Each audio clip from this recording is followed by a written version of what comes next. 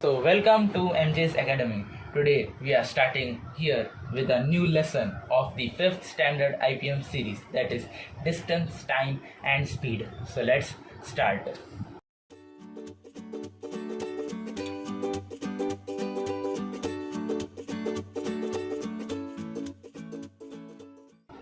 So, here it is a very short theory on this lesson, distance, time, and speed, and this lesson is mainly based on the formulas that we are going to use. So let us know these formulas which are important. So distance traveled by a vehicle in a unit time is known as speed.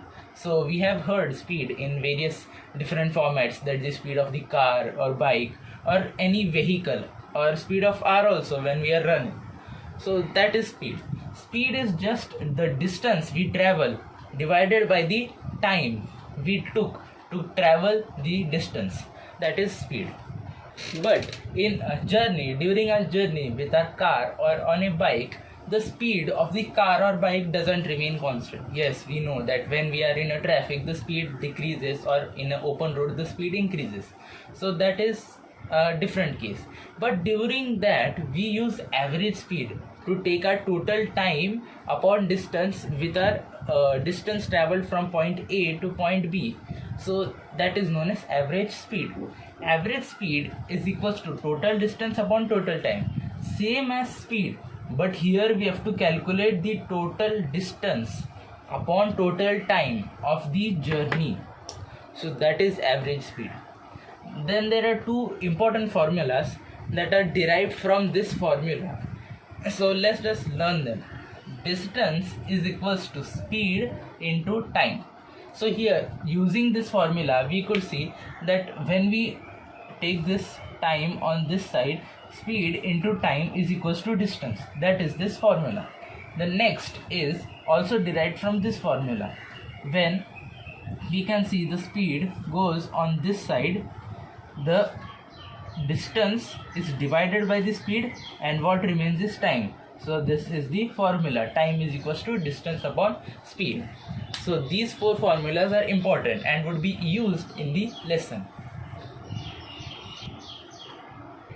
So this is one of the example which is very important to understand, and the sum on this example come surely.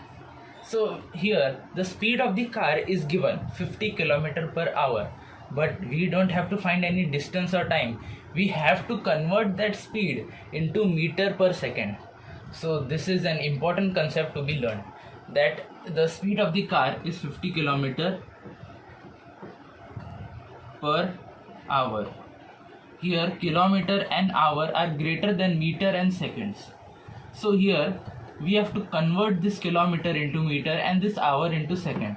So here we can see 1 kilometer is equals to 1000 meter.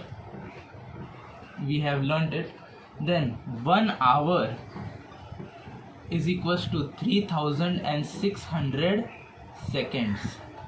These conversions are important and need to be remembered.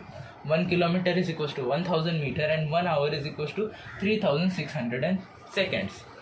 So here we have to convert into meter per second. So meter per second can be written as 1000 by 3600. So let us convert it. So here we have our speed 50, and we have to multiply it by 1000 divided by 3600. So the zeros would get cancelled and our multiplication remains 50 into 10 by 36. Here we can see we can divide it by 2. So it would be 25 into 10 divided by 18. 25 into 10 gives us 250 divided by 18. So this is again divided by 2, and this again divided by 2 is 125 divided by 9. So here we can't convert it now because there is no common factors, but we can write this into mixed fractions. So let us convert it into mixed fraction, that is 125 by 9. When 9 is divided, it becomes 13 and the remainder is 8 and this is 9. So here we have converted this into mixed fraction. So this would be 13 8 upon 9 meter per second.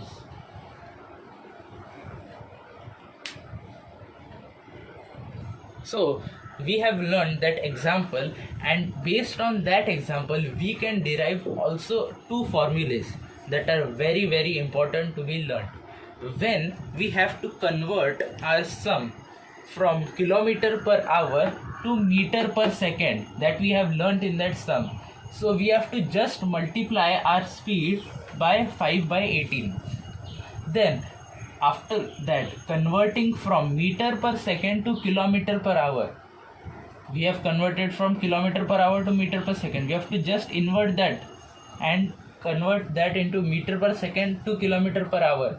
So we have to multiply this by 18 by 5. Kilometer hour to meter per second, 5 by 18, and converting from meter per second to kilometer per hour, 18 by 5. So it is a simple trick that we have to remember. So this is our completion of this lecture, and please subscribe, like and share to MGS Maths and Science Academy. After subscribing, you are supporting this academy to make such new and interesting videos. So please subscribe.